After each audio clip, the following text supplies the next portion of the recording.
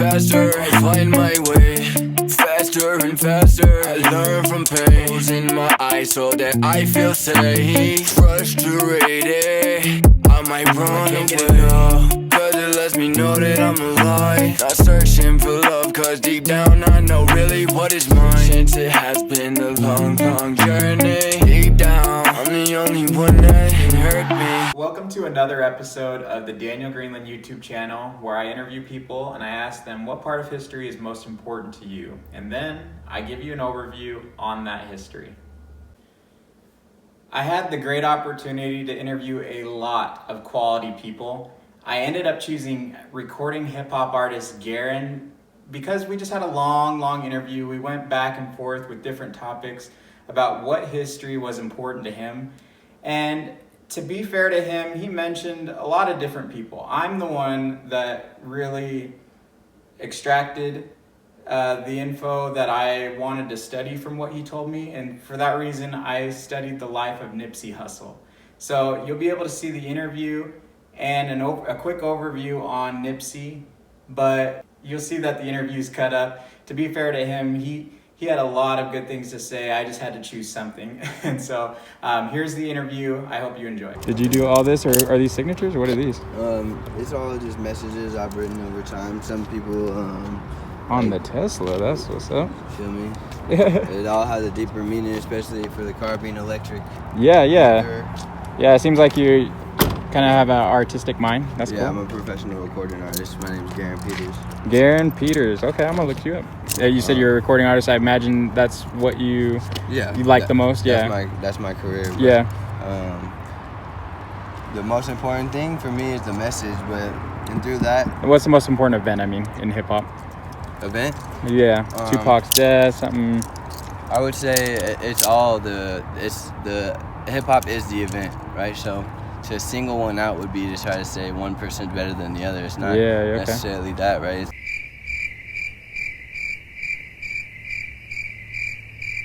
Well, that's actually the point of my channel, but we'll continue.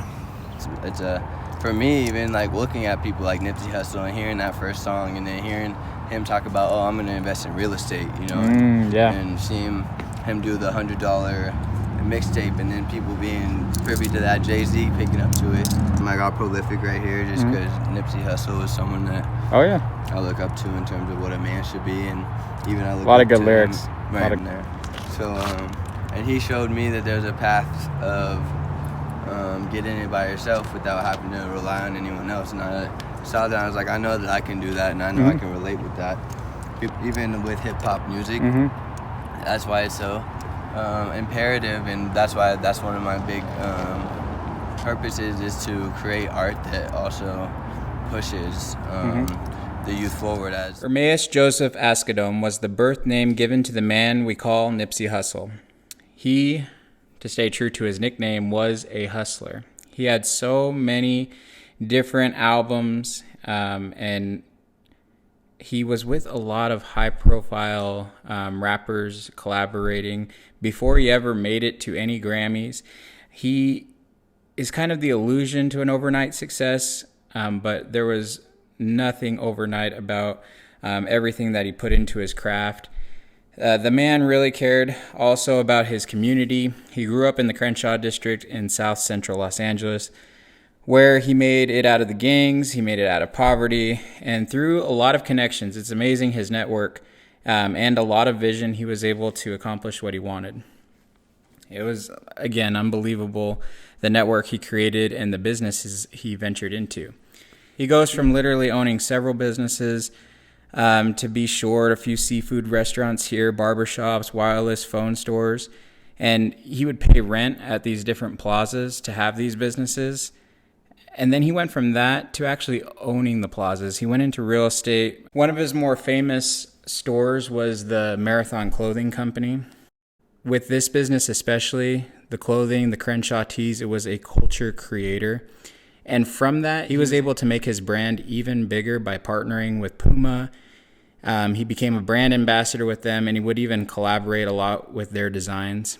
He was even pretty innovative in this store. He was one of the first, if not the first, smart store where you would actually buy merchandise through an app. He did things like if you kept the tag, he could send out a message from the app and say, hey, scan your tag. And then if those people who bought the merchandise scanned the tag, they would get early releases before his songs were ever available on platforms like Apple and Spotify. There's probably a list greater than I even know in my research, but he was involved in, cryptocurrencies. He even had his own brand of marijuana through a company called Cure. He had his Marathon OG marijuana. He also opened a roller rink, which was originally damaged in the '92 California riots, called World on Wheels, where this went to help underserved youth in the LA community. Not to mention his business partnership with David Gross. He didn't create Vector 90, but he invested in this company, Vector 90, which was actually, serving as a STEM center, a school, as a bridge between Los Angeles to the Silicon Valley. Kids and youth would go there to learn technology, math, engineering, and science. And it was also a place where, he had different equipment, computers, and people could go learn how to be a producer, how to make their own songs, how to write lyrics, and do different things at a very young age. And that's really what Nipsey tried to do. He tried to further and put the youth in a good spot so that they can become better a lot sooner, especially youth that have a lot of different influences, especially in the Crenshaw district. I think that's one of the greatest things about Nipsey, is that he really, really wanted to empower those, not only around him, but just anyone that he could. Now, you heard Garin mention Nipsey's $100 mixtape, and I just would be remiss if I didn't actually explain what that was. Nipsey was kind of ahead of his time, and he really wanted to show that his music had worth, and basically show the rest of the artists in the industry that you can ask for a more expensive album because the listeners are proud to pay.